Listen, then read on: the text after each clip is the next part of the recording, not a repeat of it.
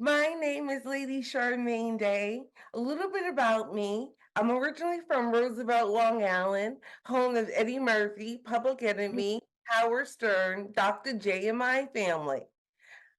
I have over 25 years human resources executive experience. And for fun, I'm really into Facebook. I have a Facebook fan page and group I love sharing information on. And tonight we'll be doing an on voice presentation divided into three sections: what happened, what's next, and what helps. During each section, we'll pause to share our personal story and to ask you questions. During the what happened section, we'll be sharing our dark days, and they can be dark. So we ask that you take care of yourself during that time, but please stay to the end because the presentation ends on a high positive note. So now that we've introduced ourselves, now that we've introduced the introduction, Thank you, Miss Lady Charmaine. So, what happened to me was that from the very beginning, I suffered from dark days. From 0 to 5, my father was both physically and mentally abusive to me and my family. Then my mother and father divorced when I was 5 years old, and my mother married my stepfather. And my stepfather repeatedly sexually abused me and was mentally abusive towards me from ages 5 to 9. The only thing that hadn't been poked, prodded, or touched in any way was my brain. And early on, my teachers told me, they said, "Look, Charmaine, you're smart. Go for that." But the kids in school were cruel and bullying me. In the wintertime, they would throw me in the snow. In the fall, they would throw me in the leaves. And I kept praying. I said, "God, please let my hard work and all A's pay off." And it did. In my senior year, I was my senior class president, homecoming queen, yearbook editor, public announcer, and I graduated number 3 in my class, which was good enough to get me into Cornell University.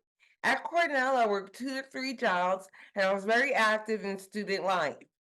One of the things I wanted to do while at Cornell was pledge a Black sorority, and I did. I pledged Delta Sigma Theta. But this was spring 1991 when they changed the pledge process to no pledging activities.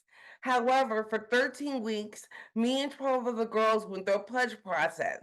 Nationals heard about it. They came in, suspended and fined the girls. They suspended and fined the chapter. And me and the girls that I pledged with, we did not get our letters. To have pledged for 13 long, hard weeks and not get my letters, I felt suicidal. But I didn't act on it. I continued to do well, and I was actually inducted into the Quill and Dagger Senior Honor Society, and I graduated from Cornell with honors on time. But my family on my father's side noticed I was depressed. And they kept saying, "Girl, all you need is a man.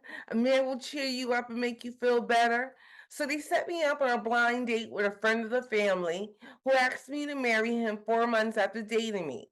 We got married a year and a half later.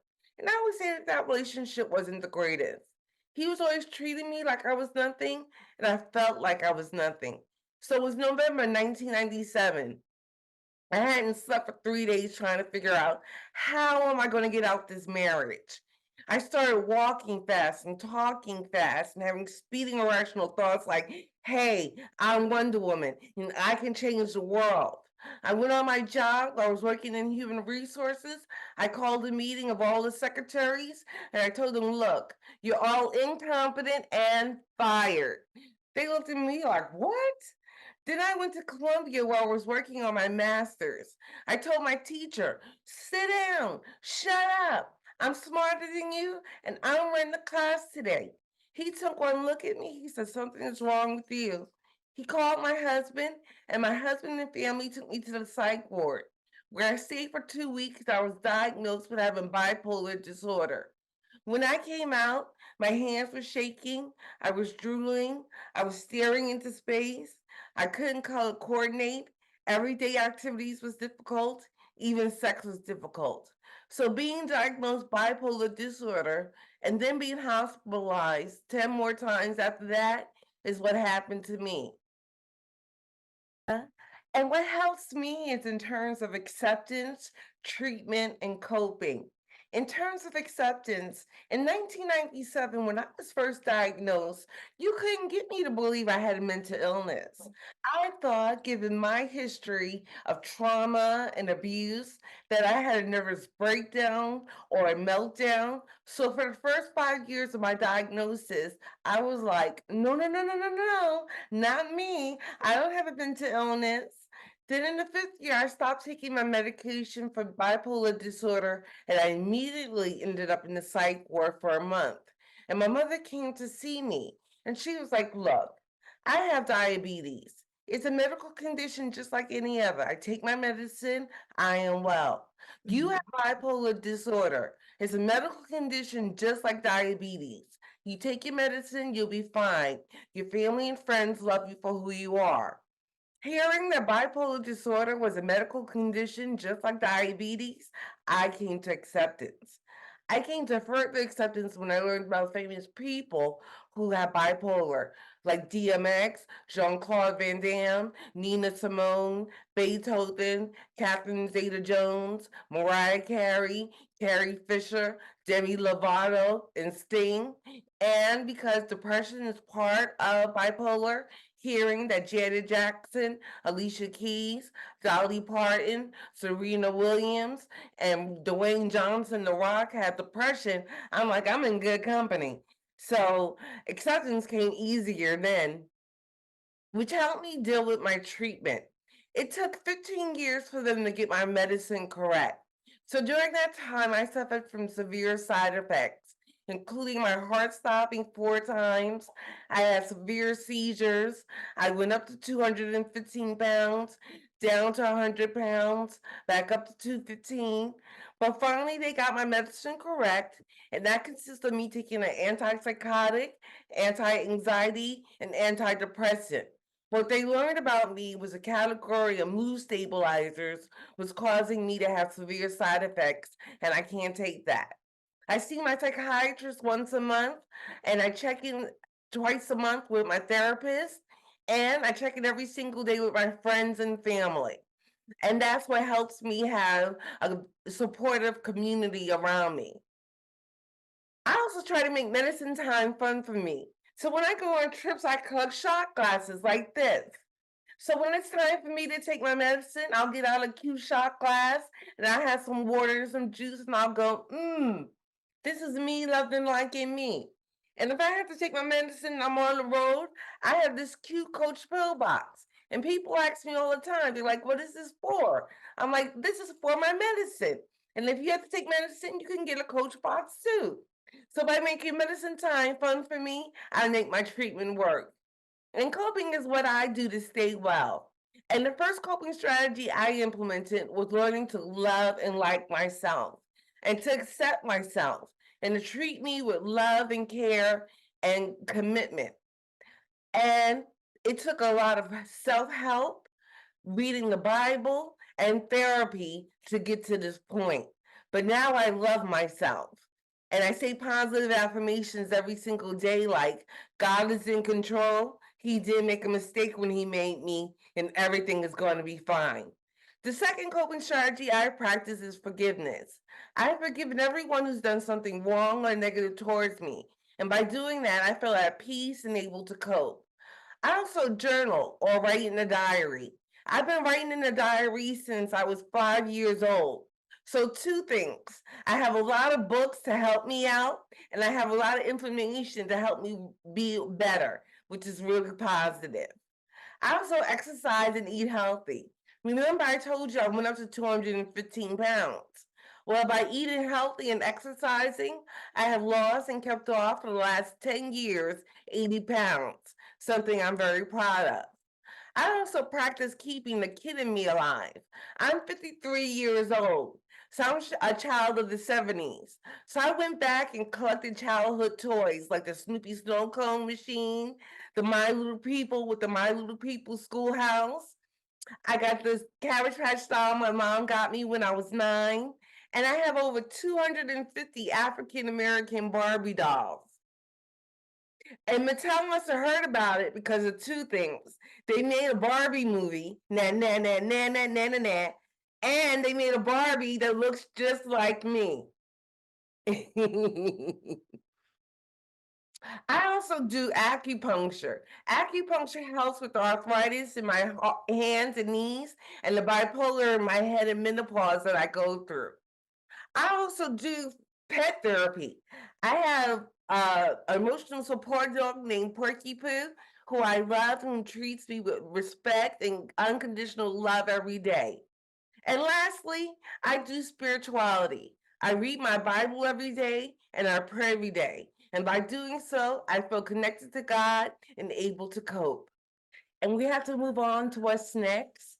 And there, and for me, what's next is in terms of success, hopes, and dreams. In terms of success, in 1997, when I was first diagnosed with bipolar disorder, I also started a master's program at Columbia University. So, success is 2 years later, completing my master's degree from Columbia with honors in organizational psychology. I continue to work as a head of human resources for Fortune 50 and non for profit organizations. Then in 2008, I became a pastor of Unlimited Help online ministry. It's done through my website, ladycharmaineday.com, done through my social media, Lady Charmaine Day, and done through my talk show, Taboo Talk. And Taboo Talk started off as a cable talk show in Manhattan in the Bronx. Then it became a radio show for 10 years on Blog Talk Radio, Amazon Music, and iTunes. And archive shows of those are still on those radio stations. And now it's a podcast that can be seen on my YouTube and on my website, ladycharmaineday.com. In 2008, I joined NAMI and became an in-own voice presenter that same year. Then in 2010, NAMI selected me to be a statewide trainer. And from 2010 to now, I've trained over 300 people. I even trained Marina, something I'm very proud of. Yeah. Then in 2009, NAMI New York City sent me to the Dr. Oz show. I guest starred on the warning signs of depression. I spoke about weight gain because I was 215 pounds. But hello, I had a speaking part, and I was so happy about that. Then in 2019, NAMI selected me to be the focus of a video WebMD called Bipolar Relapse and Recovery. Success. In 2022, NAMI New York City selected me to receive their Volunteer of the Year award for my contributions to their In On Voice program. And in 2024, I was selected by the Consumer Advisory Board of the Bureau of Mental Health and Hygiene to be a board member of their board. Thank you. Success. Remember, I told you I'm really into Facebook? Well, my high school sweetheart contacted me on Facebook in 2010, and we got married that same year. So, success now is being happily married for 14 years. To one day have his child. And my dream is to leave you with this bit of information. I choose to believe that there's hope for recovery from mental illness because it takes a lot of courage, dedication, perseverance, and fortitude to effectively deal with this condition. And by using those same skills in my personal life, I am successful. One of the accomplishments I have created as of being using those skills is I'm a published author of 8 books. And this year I published 3 more books. Now I'm a publisher of 11 books. I'm a published author of Do I Look Bipolar? The Lady Charmaine Day Story, Taboo Talk, Poetry for My Soul, and Unlimited Help, a book of wisdom. And all my books sell on Amazon and my website. And I want you to know that I felt like this whole journey has been like a butterfly. A butterfly starts off as a caterpillar in a cocoon. It's all in the dark space, all alone, in the dark, without knowledge. And that's where I was when I was on the wrong meds, wrong diet, wrong therapist, wrong doctor.